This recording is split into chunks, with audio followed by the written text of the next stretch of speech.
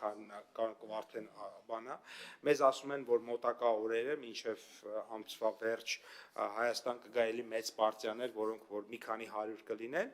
ես հիմա չեմ ուզում թվեր ասեմ, ավելի համեստ թվեր եմ ասում 200-300, բայց հնարավոր է ավելի շատ քվոտա էլ ունենանք, ասենք 500-600 օր ավելի լավ։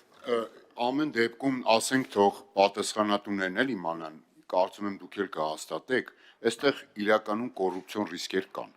Ինչքան էլ մենք փորձենք այդ սխեման պարզ ներկայացնենք, բայց բոլորը պետք է իմանան, որովհետև խոսքը վերաբերում է նաև մեծարժեք մեքենաների մեծ գումարի մասին, մաքսատուրք վճարել չվճարելու։ Հիմա օրինակ, մինչև դեկտեմբերի 31-ը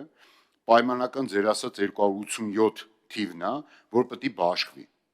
Այսպես սվոյ չուժոյ չանեն եւ վերահսկողության շատ այսպես խիստ վերահսկողության տակ դա պետք է լինի, որ նախ արդարությունը պահպանվի եւ նաեւ այդ հնարավոր բարձր ռիսկերը կանխվեն։ Պարոն Պապել, աշխատում է, որովհետեւ իրականում հենց այնպես չենք ասում, էլի, այսինքն հիմա մարդիկ չեն ուզում իրանց անունները ստեղից հնչեցնեմ։ Պարոն Ավետիսյան, հիմա չեն ուզում, հիմա չեն ուզում իրանց անունը հնչեցնենք, բայց ասում են թող լինի, ով ասում է թող լինի խիստ վերահսկողություն, նշանակում է, որ ինքը արդարության կողմնակիցն է։ Ով սենց բան, տենց փորձում արագ, տենց հա, տենց չի, խնդիրը եւ այլն, ուրեմն նշանակում է ստեղ կողմնակիցը չի։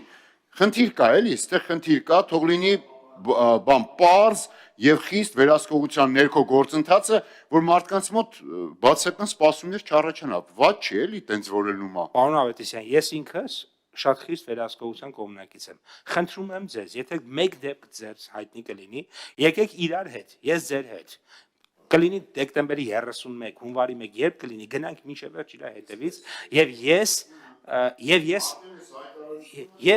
եւ ես խոստանում եմ, որ հաստատ լավ չի լինի այն մարդկանց համար, կներեք, որոնք որ այդպիսի խարդախություններ արած կլինեն։ Ես թիվ 1 շահագրգիռ մարդն եմ այդտեղ։